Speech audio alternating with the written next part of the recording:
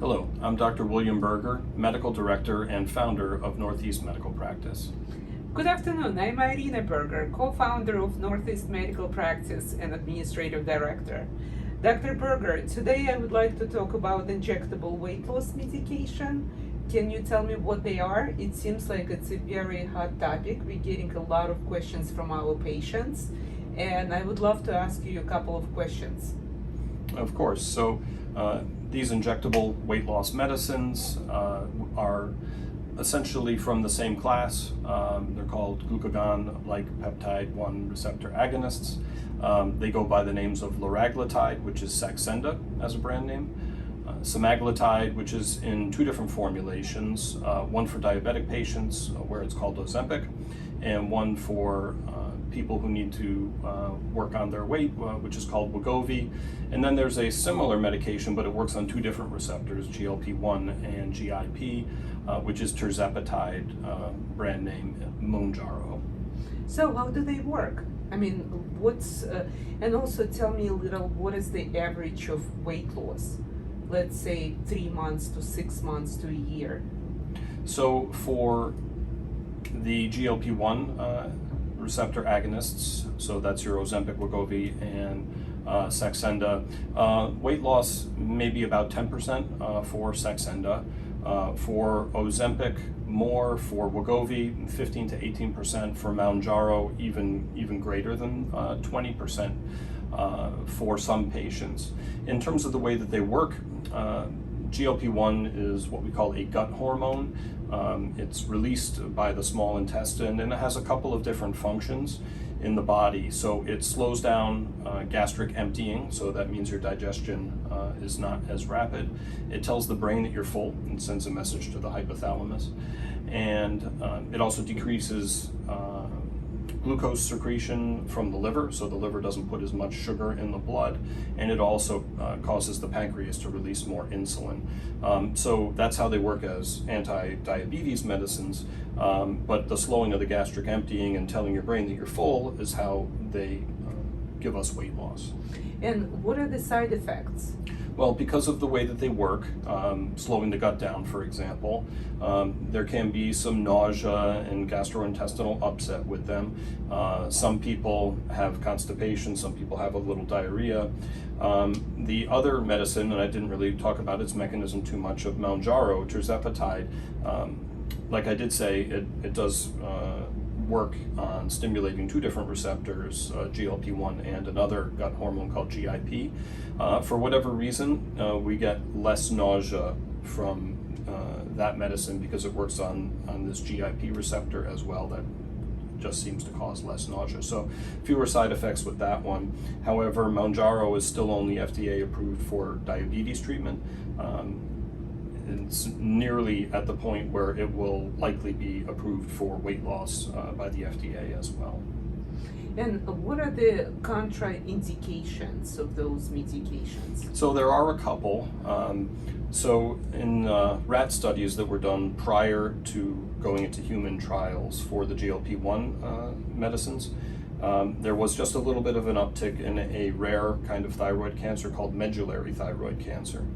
This has never been seen in humans, not in the clinical trials, not in the general population since the medicine was released first as Ozempic, or even as Saxenda prior to that, liraglutide.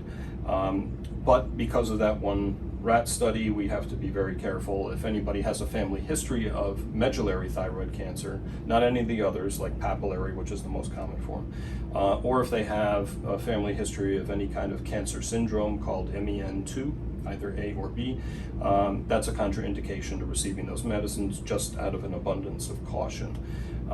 If the patient themselves has a history of pancreatitis, because these medicines do work at the pancreas, like I said, to increase insulin secretion, they can occasionally cause pancreatitis. So if a patient has a history of pancreatitis, for example, because they had gallstones, or alcohol use is another very common cause of pancreatitis, then that would be a contraindication to the medication as well.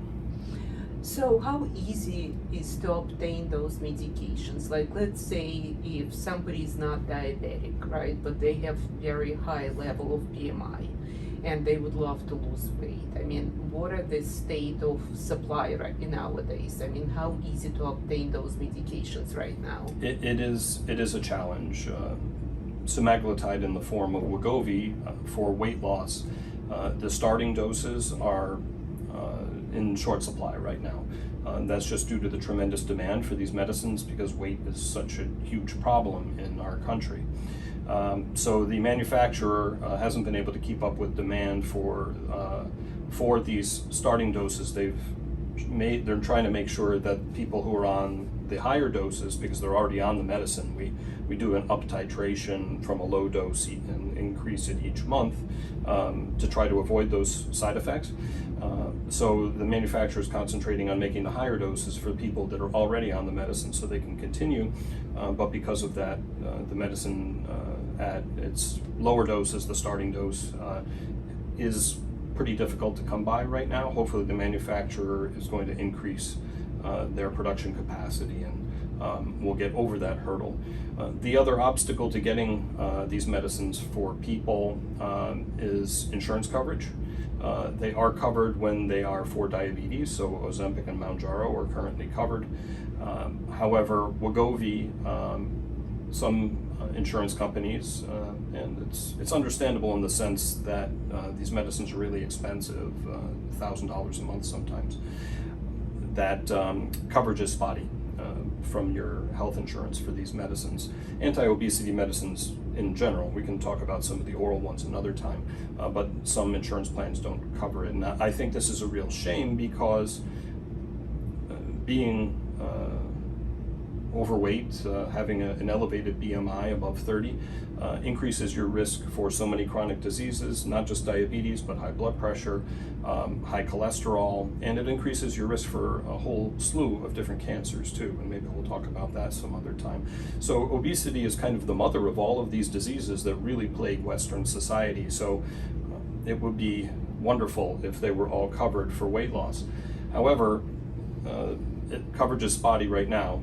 In terms of how it'll be going forward, I think that once the trials that are done looking at decrease in cardiovascular risk with these medicines, that was already shown for semaglutide in the form of Ozempic in diabetic patients. It dropped the risk for heart attack and stroke in those folks by more than 20%. And so they're doing the same kinds of trials, but just with patients who have an issue with their weight, and they're not diabetic. And those results are starting to trickle out, and it looks like it's going to be the same thing. And when you can reduce people's risk of heart attack and stroke by more than 1/5, it becomes unethical not to cover the medication. That's what Medicare did with Ozempic, because how can you justify not covering these medicines for people when they can have a much lower risk of these cardiovascular issues? So once all these studies are come out, I'm hopeful that Medicare will start to cover them, and then usually the private payers, they follow suit. And what is your intake on compound medication, if you have any comments?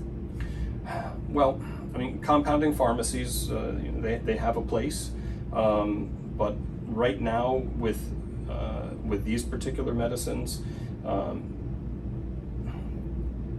it just seems like there's too much of a rapid explosion for the powers that be to feel very comfortable with that from compounding pharmacies. And what would be the price difference? You mentioned it's $1,000 per month versus what can you get in terms of compound pharmacy? It will be quite a bit lower, typically on the order of $350 to $400 per month instead. It's just that with the rapid explosion of this kind of medication, there's some question about whether they're really all FDA approved compounding pharmacies that are doing this and so forth. Those compounding pharmacies that are properly regulated by the FDA are a great resource for all kinds of medicines, so I don't want to disparage the people who do things properly, but it's a little bit of the Wild West right now in some sense. So for example, the Obesity Medicine Association, to which I belong, has put out a practice statement saying that they don't support obtaining semaglutide, for example, from a compounding pharmacy. And how easy to administer those shots? It's really quite easy. They come in preloaded pens. You don't need to draw something up out of a vial with a syringe and things like that. So the pen is preloaded. Some of them are adjustable and you have to choose the right dose. Others are just a single dose and you use the pen one time.